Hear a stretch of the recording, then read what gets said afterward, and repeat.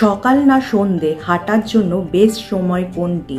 যে সময় হাঁটলে ওজনও কমবে, তার পাশাপাশি নামবে সুগার। কখন সেটা জেনে নাও।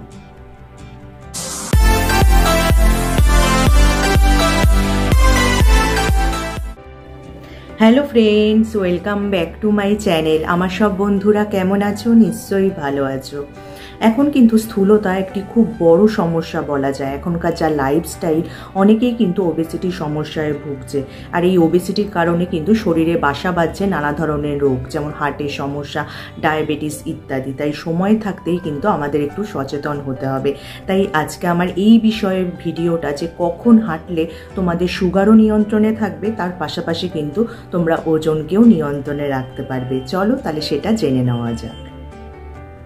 বিশ্বের প্রায় 2 বিলিয়নেরও বেশি মানুষ কিন্তু স্থূলতা বা ওবেসিটির শিকার।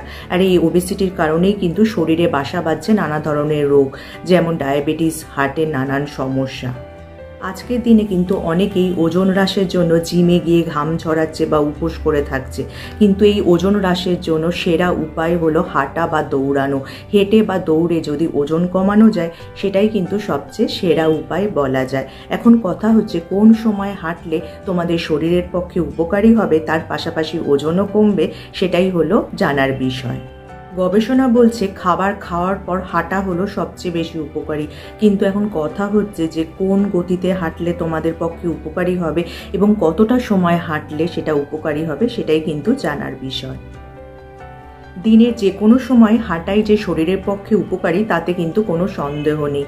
এছাড়া হাঁটলে কিন্তু আমাদের মানসিক স্বাস্থ্যও ভালো থাকে। কিন্তু যারা ওজন কমাতে চাইছো বা যারা ডায়াবেটিক, তাদের জন্য কিন্তু খাবার খাওয়ার পর হাঁটা কিন্তু একটা বাড়তি উপকার মেলে। বিশেষজ্ঞরা বা গবেষকরা বলছেন, আমরা যত দ্রুত হাঁটবো বা দৌড়াবো, তত তাড়াতাড়ি কিন্তু আমাদের ক্যালোরি বার্ন হবে এবং তার প্রভাব আমাদের মেদ বা চর্বির উপরও পড়বে। কিন্তু এই ওজন কমানোই কিন্তু হাঁটার মূল উদ্দেশ্য বা লক্ষ্য হতে পারে না, কারণ হাঁটার অনেক উপকারিতাও রয়েছে। এছাড়া হাঁটার তো নানা ধরনের উপকারিতা আছে। প্রতিদিন হাঁটলে আমাদের মেটাবলিজম বাড়ে, যার ফলে কিন্তু আমাদের হজম ক্ষমতাও বাড়ে। রক্তে সুগারের পরিমাণ নিয়ন্ত্রণে থাকে এবং রক্তে কোলেস্টেরলের পরিমাণও কমায় যদি নিয়মিত হাঁটা যায়। তাহলে দেখলে তো হাঁটার কত উপকারিতা। ওজন যেমন কমে, তার পাশাপাশি কিন্তু শরীরে নানা ধরনের উপকারও হয়। তাহলে যদি ভিডিওটা তোমাদের কাজে আসে বা উপকারে আসে, লাইক আর শেয়ার করতে একদমই ভুলো না।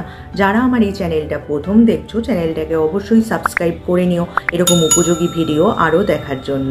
তার পাশে যে বেল আইকনটা আছে, ওটা প্রেস করে অন করে দিও, যার ফলে যখনই আমি ভিডিও আপলোড করব, নোটিফিকেশান তোমাদের কাছে পৌঁছে যাবে। আজ তাহলে আসি, আবার দেখা হবে আগামী পর্বে।